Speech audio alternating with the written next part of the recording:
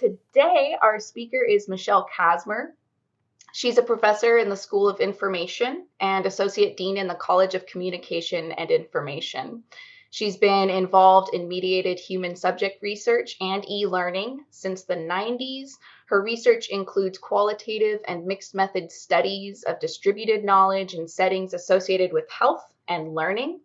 And she has a courtesy appointment at the FSU College of Medicine. Michelle, thank you so much for being with us today. Thank you. That was beautiful. And thank you for letting me come and talk to you. Hi, all. It is really nice to see all these faces popping into the room today. And I hope this will be helpful. And I hope that we're able to have a discussion. In general, I was going to talk to you for a few minutes, kind of introduce some kind of a taxonomy of ways that you may be thinking about pivoting your research into a more distributed or a more mediated environment right now when it's a little bit more difficult to collect data with our human participants in an up close and personal way, as many of us may be accustomed to doing. Then we're going to stop and have a little poll so we can sort of choose your own adventure and see what you would like to spend the rest of our time together today talking about. I really hope that you'll have questions, and I also really, really hope that you will share your own expertise and experiences as we get into that part of the session after the poll, and we will end by 12:45 is our goal today, so that everybody has time for their personal selves before their next meeting, and so that we don't exhaust you, because I know a lot of us are pretty zoomed out at this point. I do want to tell you what's behind me today. Since my home office is an absolute disaster, today what I'm sitting in front of are the FSU torches in space, and they really are in space. Several years ago, an emerging technologies class in the School of Information here at FSU 3D printed the torches, got donated GoPro cameras, built their own weather balloon platform and gyroscopic gantry, talked to the meteorologist to figure out how to get it going, and sent a balloon into space and got three-dimensional footage of the FSU torches floating along I-10, and were able successfully to retrieve them, get the footage back. And so that's why I have two little screws dangling above my head up there in any event, just in case you were wondering. So, right, a lot of us, especially those of us who do qualitative research, but also those of us who do mixed methods, those of us who do quantitative, those of us who do other kinds of action research, radical action research, which is where I tend to situate myself, have a lot of experience with human participant data collection, where we are up close and personal getting our data with our research participants as we proceed. And I started to hear from a lot of my colleagues around campus over the past couple of months, like, now what? What do I do? What are the parameters in which I can continue to operate and move my research agenda forward in ways that are going to be valuable to me as a scholar, enable me to keep up my productivity, but also in ways that are going to be meaningful for my participants and meaningful for human society, which is why we're here creating knowledge together anyway. And so I started thinking about sort of and doing some reading and looking around and sort of worked out a taxonomy of the level of change that you may be thinking about making to your work at this point. And one of those is what I'm calling the least dramatic change. And this is the change where not really going to change my research questions. I'm not really going to adapt to my specific aims. I'm going to continue with the project that I was working on. I might even be able to use my same instrument and my same recruiting tools, but I need to change the medium in which I'm planning to collect my data. I need to think about doing data collection in a medium where I'm not up close and personal with another person. So that may be mediated by something that feels very similar, such as Zoom. I may drop out that video and decide that I want to do an audio-only mode. I may want to switch to a semi-synchronous mode that involves text, such as text chatting or instant messaging back and forth on a wide variety of platforms. Or I may want to think about something that's even more substantially asynchronous, such as an email mode. And this is what I love so much about the fact that next week's session, as cleverly scheduled by our wonderful folks here at the Office of Research Development, have managed to make it so that you hopefully can't hurt yourself or your participants too much between now and next Friday before you get to really have an opportunity to talk and hear in depth about the security and privacy functions that are associated with making some of these changes. And of course, I would also acknowledge acknowledge that there are some of you who do work where there's no possible way that you can do it at a distance from your participants because it involves touching them. You may have to put instrumentation on the body, or there may be other things. And so you may be thinking about one of the other modes that I'll get to here in just a minute. But also, in addition to security and privacy concerns that are associated with sort of the technology interventions, you may need to consider that you would have to be doing an IRB, Institutional Review Board, or Human Subjects Committee, which is the body at FSU that kind of tackles institutional review. You may need to be doing amendments or changes, and you definitely want to be in close contact with our Human Subjects Committee and the folks over there as you decide to make changes to how you're going to be interacting with your human participants to make sure that you are doing everything ethical and legal that you need to do in order to protect them and yourself. So that's kind of mode one. You're keeping pretty much everything the same. You're just going to change that mode of data collection. Then we've got what I call deeper change, mode two, which is I'm still going to be doing my project. And this is, by the way, this is the mode that I'm working with most of my own doctoral students on. If they couldn't do mode one, I'm encouraging them to move into mode two, which is, can I put off the human subjects part of my data collection? Can I wait and work with my human participants when things are a little more settled down? And instead work on something else associated with this same project. This is why my prediction, and we'll see if it pans out, is that over the next 6, 12, 18 months, we're going to see a very large number of systematic reviews and meta-analyses get published, because I suspect as people are sitting at home, sitting in front of the keyboard, and they still have access to those library databases through our wonderful FSU libraries, we may have more access to the literature than we have to our human research participants. And so that is one excellent mode in which you might wish to think about working, is sort of working in the area of systematic reviews or meta-analyses of the literature that's out there. But another thing that operates in this space is that you may want to consider working with a pre-existing data set that you hadn't been thinking about before. This is part of the reason that mixed methods research can be so great at this point, because if you either you have expertise in all research modes, in which case you're amazing and I honor you, or you might have a close friend or colleague, or you might be able to reach out to somebody you don't already know and say, hey, I have expertise in this area, but I see that you have expertise in some other area. Is there a pre-existing data set? So I'm a qualitative researcher, but I often find that I can work really, really effectively with a quantitative researcher who has access to and expertise with using a large-scale pre-existing data set. So for example, hints, where they can help me look at some phenomena that are related to my research topic that I'm working on in a way that will let me get something productive done, continue to build knowledge and move my research agenda forward, but without endangering myself or my research participants or my students who work with me, right?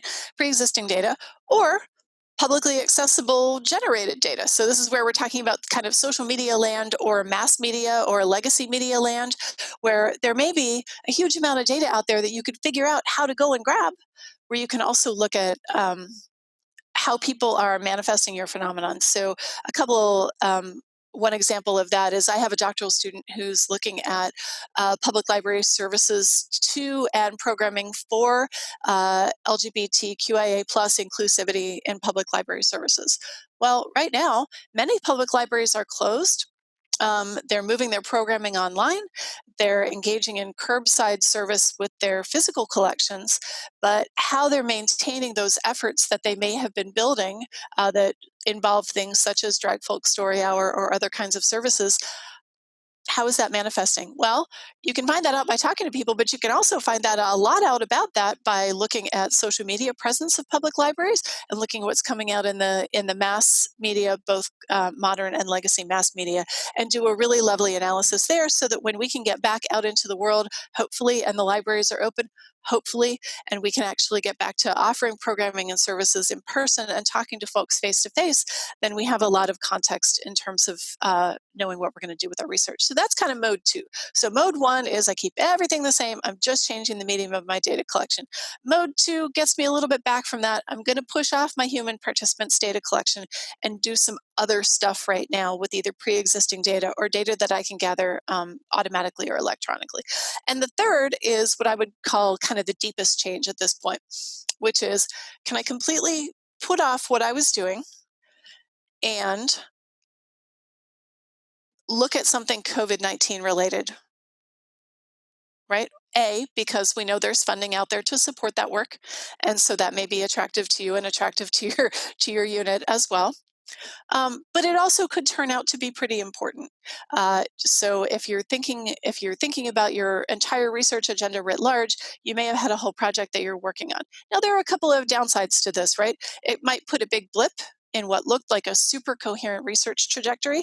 You may already have funding to be working on a project and not have the freedom to just drop what you were doing and do something completely different.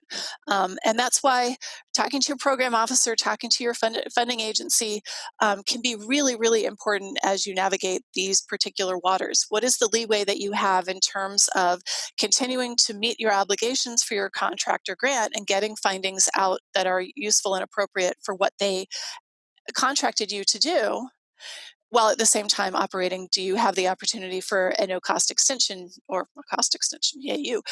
Do you do you have the opportunity to sort of change out what you're doing and have that work still be acceptable when you hand in that final report at the end, right? But again, you may find that you want to do something COVID-19 related in your overall research agenda. So an example with that is um, for a long time, I engaged in a radical action research agenda with Rob Glukoff in the College of Medicine, looking at African American caregivers of loved ones with Alzheimer's and other forms of progressive dementia. We had a skills building intervention that we delivered with those folks. And we were deeply, deeply embedded with the community. Well, at this point, it's actually incredibly salient to turn and look specifically at how isolation, quarantine, lack of access to resources, a lot of phenomena specifically associated with the COVID-19 pandemic and stay-at-home orders and other kinds of things have happened are directly affecting those folks. And it would be a fairly deep change from the overall flow of that work, which was delivering an intervention, which we did pre and post quantitative and qualitative assessments to continue to improve that skills building intervention that we had. But on the other hand, it would be really important to kind of stop and really explore this substantial thing that's happening in the lives of our research participants. So that's 3, which is kind of stop and go COVID for a while and then go back to what you were doing. So Evangeline is very helpfully going to put up a poll. It sort of summarizes the 3 arcs I just outlined. And if you could identify which of those you might like to hear more about, at least for today. And that's practically everybody, and I will very much hope that the folks remaining who haven't voted are either us or they're eating some lunch right now while I talk, either of which is wonderful. In any event, the substantial majority here, 73% or 19 out of 26 of you have voted that today, at least, you would like to hear a little bit more about option 1. So playing with the medium of data collection a little bit. And so that is what we will continue to chat about here. I have a little more that I can say about that, and then I hope that you will have questions, and I'm sure that you will have knowledge and experience to share as well. This is an area is actually, oddly enough, one of the most cited papers I've ever had the pleasure of co-authoring. Was a paper that we published way back in 2008 with a researcher at the University of Texas at Austin about adjusting modes of data collection. There were a lot of assumptions that people were making about the potential upsides and downsides to doing mediated data collection, particularly modes of mediated data collection that involve purely text without any voice and without any face, without any face-to-face included in them. Not in person, but face nonetheless. And so we started digging, and there's been a fair amount of research that's been done. There was a little bit done before that, and there's been a ton done since then about the strengths and weaknesses of going to a text-only mode for qualitative data collection. And I do want to talk about that a little bit right now, because one of the things that I think we have to think about is that we often think about, I'm going to do the thing that most closely mimics what I would do in person, right? If what I would do was an in-person interview, then I'm going to do a Zoom or a Skype with video or what have you. And that often can work very, very well. It's all still going to take a lot longer. And that's going to be kind of the theme of this entire conversation, is that whatever you do, it's going to take longer. So just write that down. Whatever it is, it's going to take longer. Right? And there are wonderful things about this space. I mean, I love this environment, but I've also been teaching online since 1997. So I have a lot of familiarity and experience in this environment. So being happy and confident and comfortable here is partly because I've basically been sitting here wearing practically the same headset in front of the same computer, talking to the same people. You're not actually the same people since 1997, right? And not everybody's that confident and comfortable. And not everybody has as much connectivity as I have. So you can experience lag and video difficulties and audio difficulties. And those are all things that need to be considered, where the mode may seem the most appealing to you, but it can actually wind up to be pretty substantially challenging. And voice is also pretty good. I don't know how many folks in the room, and I would certainly not dare to guess, are nearly as old as I am. I've been around here for a very long time. I've been here since HCB was a swimming pool, so just take that for what it's worth. But I'm also old enough that I grew up talking on the phone when we had wired phones that were fully duplexed in terms of sound. So when you were talking, you could also hear the sounds that the other person was making while you were talking. And for the most part, the technologies that we use these days don't support full duplexing, and they may be none, where if I start talking, it automatically cuts you off, and vice versa. Cell phones have actually gotten a little bit better about that over the past decade, where they do some partial duplexing based on volume, but it's still not quite the same as it was, and that can be a consideration. But also right now, you may have had it so your research participants were actually going to come to you, or they were going to be able to pick a space not in their home where you were going to be able to engage in this data collection. And now that may not be an option. If people are still choosing to shelter in place, and right now some people have options, some people don't. As we know, there are a wide number of variables that go right now into whether people are choosing or are required to shelter in place that weren't at play 10 weeks ago, or at least that we didn't know were at play 10 weeks ago, but are now. And so people may not be able or may not wish to participate in a video or an audio interview from their home or wherever it is that they are sheltering in place right now, or not sheltering in place, as the case may be. And so they may find it more suitable for their own privacy or comfort to participate in a text-based or an email-based interview. And that's something to consider, how much leeway you can offer your participants. But if you give your participants a ton of leeway, you're all correctly looking at me saying, but if I give my participants all this leeway and a quarter of my data is email interviews and a quarter of it is video and a quarter of it is audio and a quarter of it is done by asynchronous text, how can I possibly analyze those data in any kind of meaningful way? And you are absolutely correct. So that's one thing that you need to think about going in, especially depending on how you are going to analyze your data. So if you are a no-holds-barred, open-ended, radical action, my data are going to speak for themselves and everything is all about the participant like I am, you're like, okay, I will make that work in terms of my analysis. But that's just me. Not all research is structured in a way that you can make that happen. You may have a much more structured instrument than what I use typically, right? And you may need much more similarly structured responses from all of your participants in order to be able to work with your data effectively, in which case you're going to have to pick the mode that you think is going to be most appropriate for the largest number of participants and still enable you to recruit.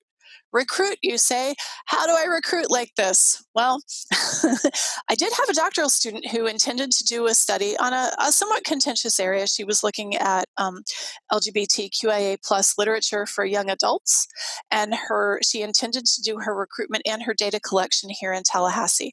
Her husband is in the U.S. Army, and we thank him for his service. They got deployed overseas right before she started her data collection. So she wound up doing her recruitment remotely and her data collection remotely.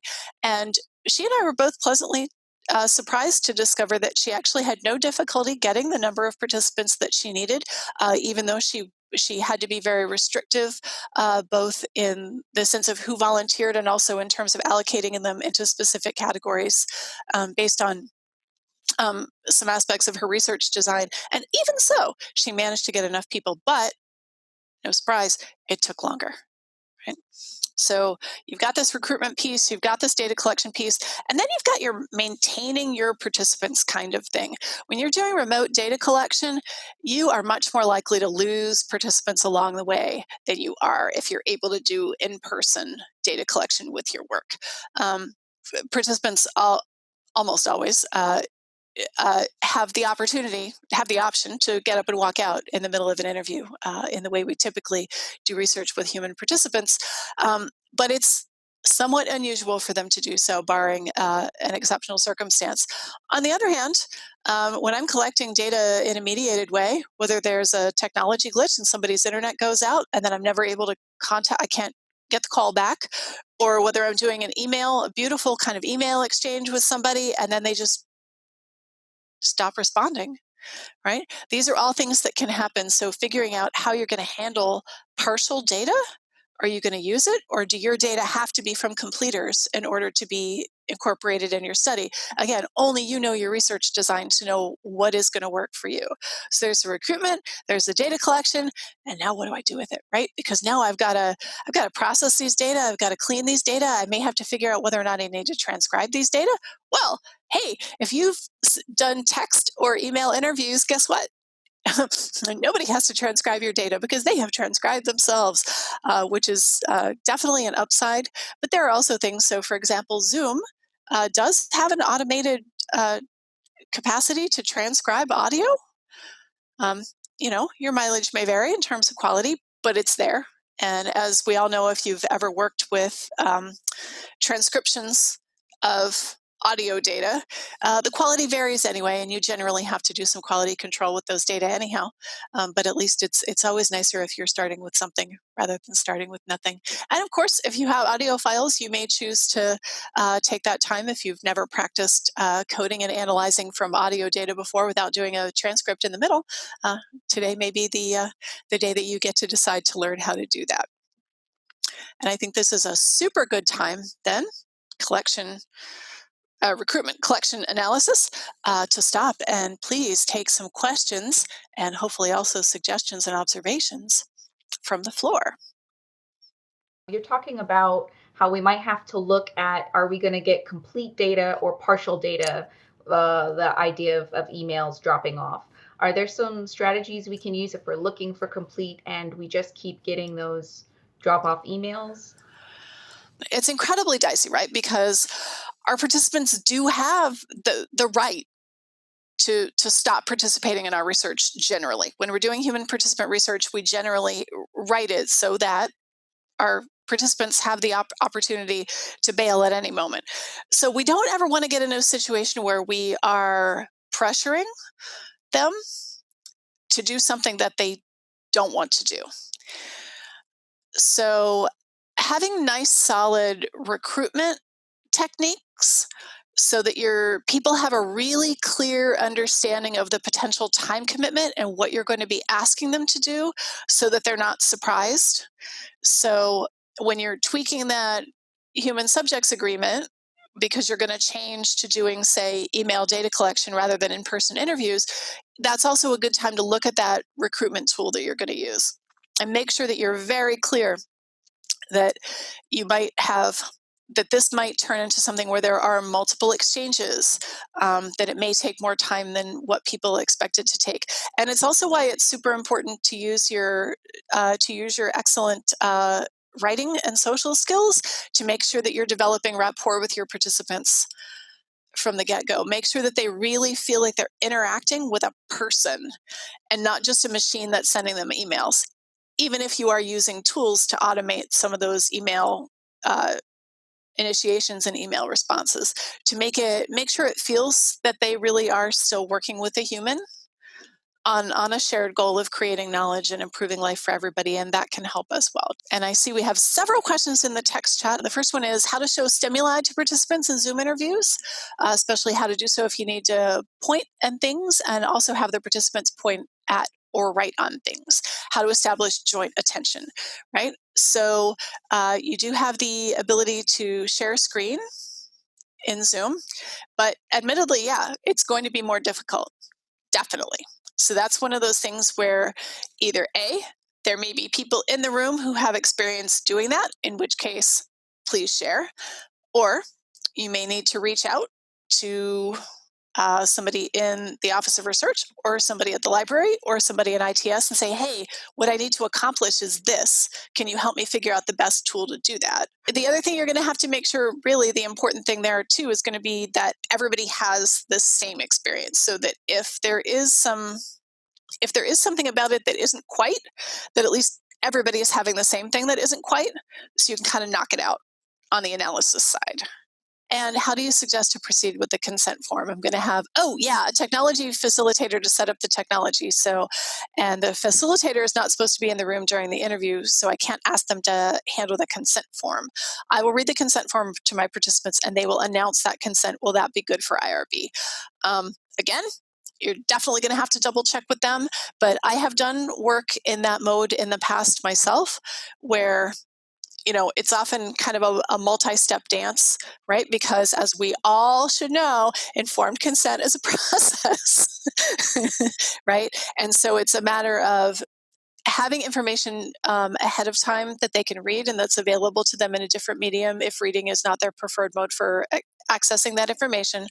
Also, talking with them before the recording is going to start about what's going to happen with the technology and what we're about to do. And then after the recording, reaffirming all that went before.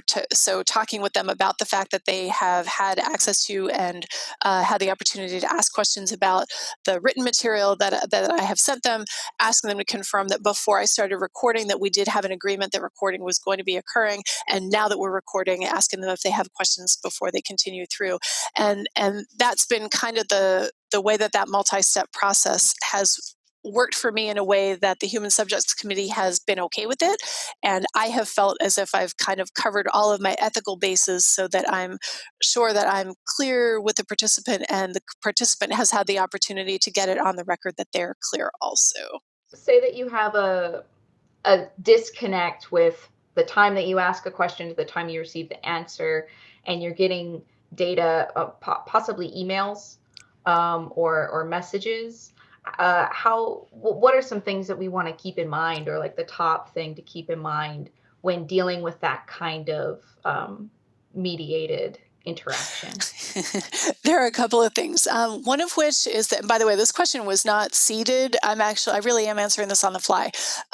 So one of the things is that different people have different speeds at which they work. Right. So some people are on, say you're doing email. Some people are on email all the time and they tend to respond to all of their emails within an hour. And things can start to feel very overwhelming and fast to you as the researcher, where you're trying to read what they've given you and then probe or follow up in a way that's meaningful so that you can get what you need. And they're kind of doing this. On the other hand, you get people, I only look at my personal email on Saturday afternoons, right? So suddenly now your time threshold in terms of what did I say to this person?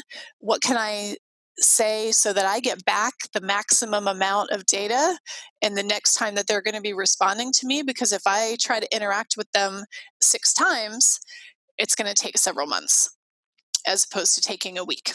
which it might take with the different participants. So being mindful of different people's time threshold, and that's also why it's so helpful to set up really clear expectations to reduce attrition. Because if people have an idea of how many times you're likely to want to come back to them, or how much that you're likely to want to interact with them. And of course, you've got this whole, some people like to type a lot, some people like to type a little. Some people, it's going to be really clear that they used a virtual assistant such as Siri or Alexa to respond to your messages, and you're going to be like, wow, that's a really interesting autocorrect. So you do need to think really hard about how you're going to manage your data management, which is already hard enough and something that nobody ever talks about sufficiently, in my opinion, when we teach research methods.